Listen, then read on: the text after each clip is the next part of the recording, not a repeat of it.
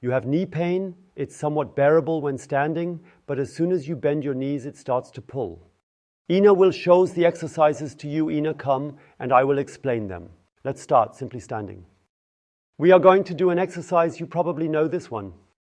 Ina, stand sideways, and now we do this exercise where you lift your right leg, stand on one leg, take the hand, and pull the foot up.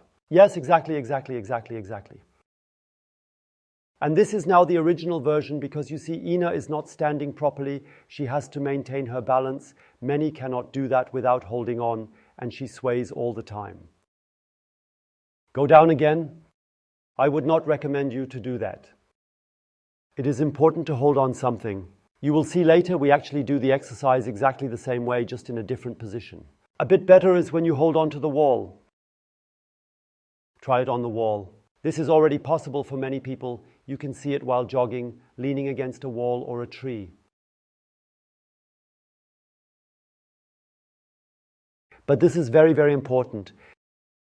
Most people I see who practice like this have their knee like this. And the background for this is very, very simple. Because at the moment when the knee is in front of the body's axis, I'm exaggerating a bit to make it clear, then stretching becomes much easier and you can reach it better. But of the 3 muscles that are here on the thigh, quadriceps, 4 parts, but of these 4 parts that we need to stretch, only 3 are really in here.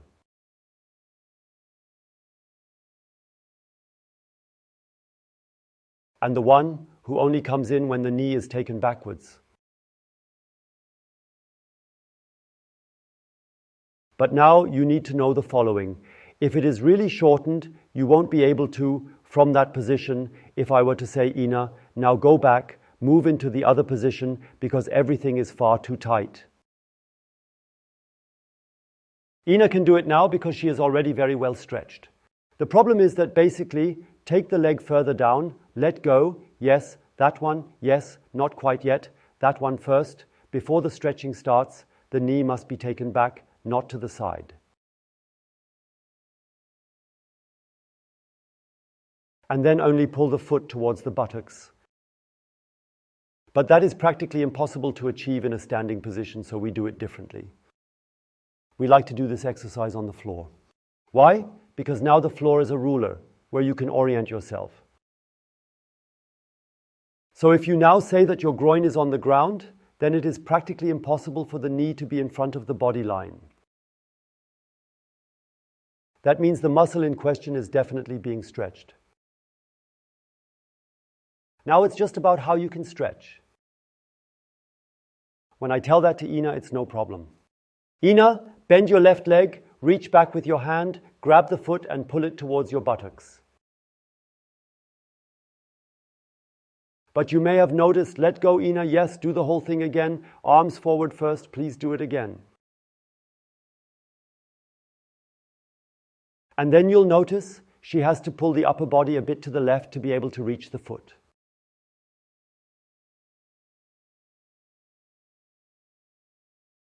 And this part can lead to mistakes because the moment you have to dodge first and then grab the foot, the exercise becomes incorrect.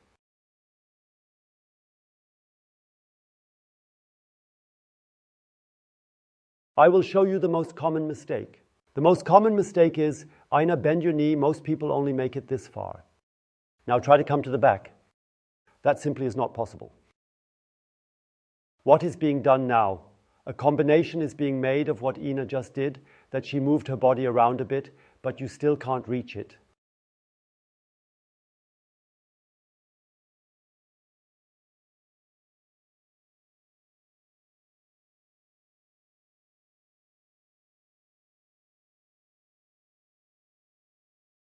The next option to get there is to lift the groin and then suddenly it works.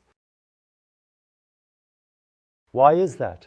We saw it on the wall because if the knee is in front of the body line, then it is easier. And when the inguinal ligament lifts, that is the case.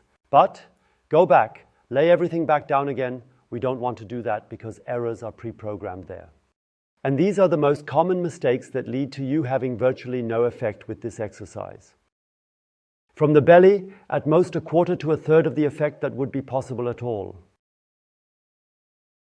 So a fraction. So how do we proceed? We simply make Ina's arm longer.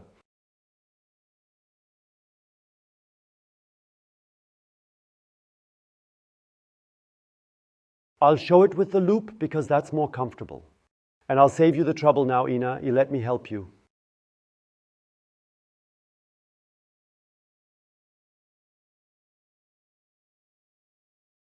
Preferably, you extend it in such a way that you take the loop over like this, then twist it once, and then it's nicely tight on the foot, unless you're wearing shoes. Yes, so if you are wearing shoes, then you do it differently, because then the loop does not slip off so easily, but if you do it barefoot, then it is better like that. Then you practically reach into the loop with your thumb in, and place the hand next to you just like that. Make sure that the knee is not turned out but is in the middle. Do not pull yet, Ina, do not pull too hard yet. So, and before stretching now, and this is the most important thing of all, before stretching the groin must come down. Be aware if your groin is down, so the knee is not in front of the body line. And only then, super important, only then do you start stretching and walk your hand forward, just crawling with your fingers a little bit and build up the stretch to loosen up everything in the front. So now I will show you something special. Stay like that, Ina, stay like that.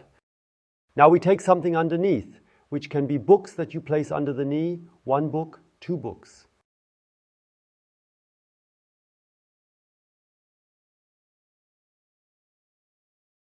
The height must be such that you just touch with your groin, then it is the best height for the knee.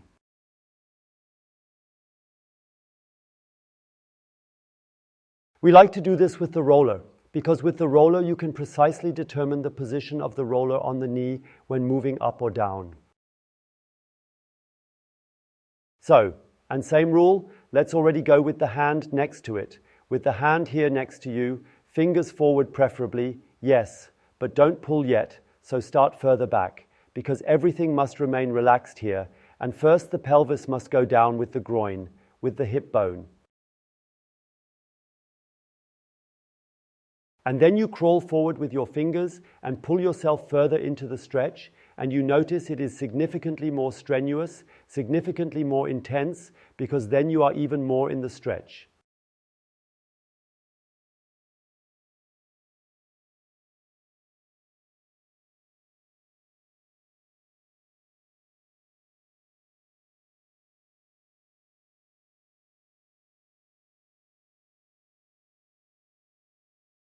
And this exercise, which Ina just showed you, is in our experience the most efficient, best exercise to really clean up here. There is another exercise that is well suited for this, but one must be even more careful to avoid any mistakes.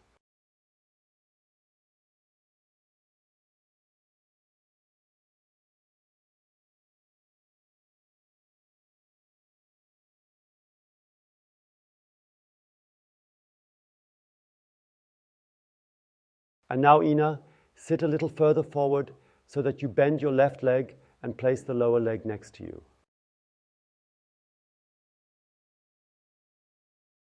Okay, but don't collapse directly underneath. Instead, stay a little further bent to the right so that the lower leg first lies there. Then you turn onto the dorsum of the foot. The dorsum of the foot must rest. And now it is important, this is a prerequisite for the exercise to work well, that the dorsum of the foot is also included in the stretching. It's not a problem if it stands a bit high, so if there is still a bit of distance. Create some distance, exactly, as if you couldn't stretch there exactly, that there, yes. So then it just stays in the air for a little while, that's not a big deal, but you will already feel a strong stretch here. In the other exercise with the loop or with the belt, which we just showed, it has an advantage and a disadvantage. The advantage is that if the foot is not well stretched, the ankle does not bother. The disadvantage is that it causes a stretch that does not happen in the other exercise, but is automatically included here, so to speak. Also choose what is best suited for you. So this is the first adjustment screw, so to speak. The second adjustment screw is how close you get your buttocks to the heel. And you don't have to get it right for the exercise. It could also be that if you're very inflexible, go a little further to the right, lean a bit more to the right exactly. It might be that you already say here, I can't get any closer than this. And then you would just try to get closer bit by bit, day by day.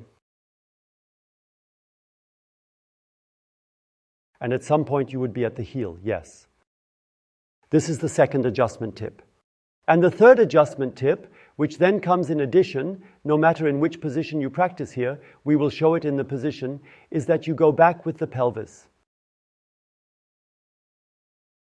Now leave the buttocks where they are and move the pelvis back.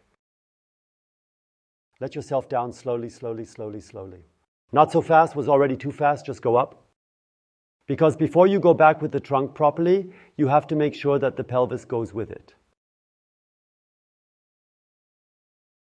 So that means that the trunk should not suddenly move backwards above the pelvis, practically overextending in the hollow back. That is not what is meant. It means that you have the trunk and the pelvis as one unit, which then moves backwards as a whole.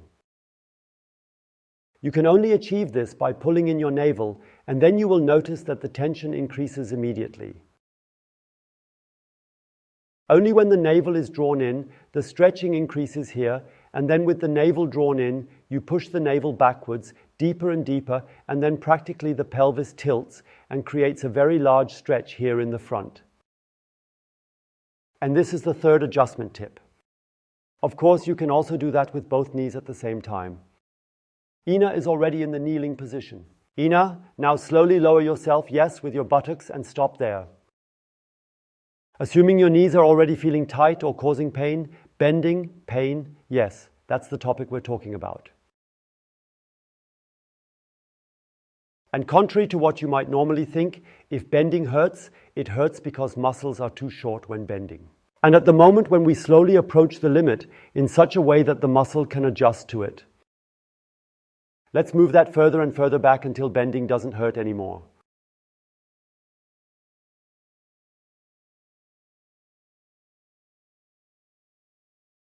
Just for you as a resolution for that, yes. Assuming you come down this far, then you would stay like this. Assuming you come a little further down, would you stretch there? Assuming you would come down even further, you would settle. If you now contract your abdominal muscles, it will pull the navel back in and you will move your pelvis and take the pelvis back. Now you practically have the same exercise that we just did one-legged, for both legs at the same time. But few manage to do that. And that's why we are now going to do the following. Let's go into the kneeling position. When you realize you have absolutely no chance of getting down there, you take as many books as necessary. You would have to take more books now, because that is already pretty low. Yes, so about twice as high. A little more, and then you can practically move it back. Then you can settle down there and suddenly realize, oh, how relaxed it is. And then you adjust it exactly so that you are at the limit of tension here, just barely tolerable, always our magic mark, so to speak. Yes, this is the most efficient range. And you can relax more and more day by day. You can also naturally go back in the position with the pelvis while supporting yourself at the back, but take the pelvis with you. So the same thing that I explained earlier, that is now important again. Stop with the back saver. When you come down further, you always go a little further, but can you see the mistake? Can you see the mistake that Ina is making right now? She has now slightly hyperextended in the lumbar region, so stand up straight again, pull in the belly button, and tilt the pelvis. Do you notice? Much, much more strenuous, because that one muscle, that is the one in the stretch. And now we will give you some special information. Ina, sit down for a moment. Ina can do it easily. You should also practice until you can sit completely relaxed for at least 2 minutes. So now there is often the effect, go out a bit, Ina, that people say, from this angle here, oh, now my knee hurts, I can't go down any further. Strangely, the back of the knee, we had to stretch the front so that you can bend more and more. But now our calf comes into play, namely the gastrocnemius muscle, the large muscle that shapes the calf. If it's too short, then you have the effect that as the knee bends more and more, eventually there's pain in the back of the knee. And we also keep it very simple. Ina, please turn towards the wall. Don't lean so casually against it. And now you go. We'll show it for the left leg, with the left leg a whole piece back. Yes, and in fact you go back as far as you can go back, so that in the extended leg, without starting to stretch it too much, you already feel a certain stretching pain here. You already feel the stretching.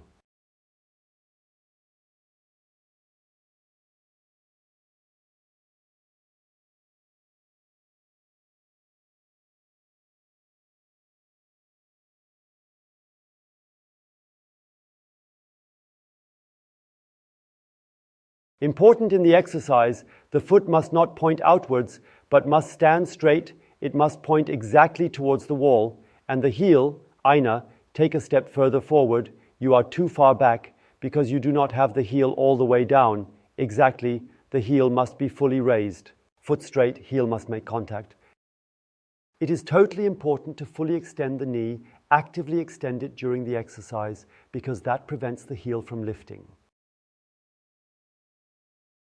When the heel lifts, the exercise is no longer as efficient, so straighten the knee, do not lift the heel, and then, when you have adjusted that, slowly bend the right knee further.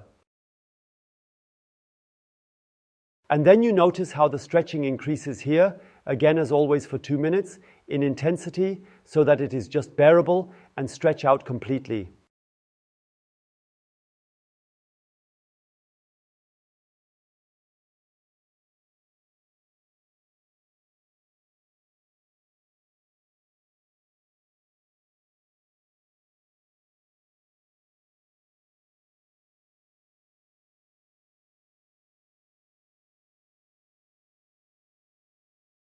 And instead, we can also take a book, of course, Ina, go down, please, and now take your foot to the book. You have to find the exact height that fits, so you also have the pre-stretching again, and practically do the same exercise in this way. 2 to 2.5 minutes, always increasing as it subsides, go into the right knee and stretch out. And now we will show you something very special. You do this with the knee extensor or with appropriate books. Step with your right foot. We show it for the right side. Now you have to adjust the angle or choose the book's height.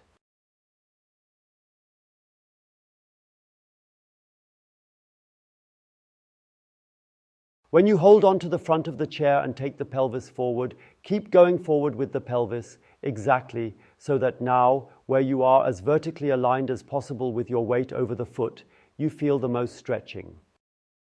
Knee is fully extended. First of all, you can also be higher. Yes, it's initially just about bringing the stretch into the area where you say, okay, very intense, just about bearable. Your entire weight should be over the foot so that the stretch becomes particularly intense. And when you reach this point, then you arch your lower back. No, arch your lower back, arch your lower back. Yes, and practically go forward with an arch in your lower back, but be careful. If you go forward with an arch in your lower back with your torso and keep lowering yourself further down, it often happens that the buttocks move backward. That must not be. You must always check again. Am I still where I was before for the stretching here? And then you go increasingly down with the hollow back, and then you notice the stretching goes more and more over the back leg up to the buttocks.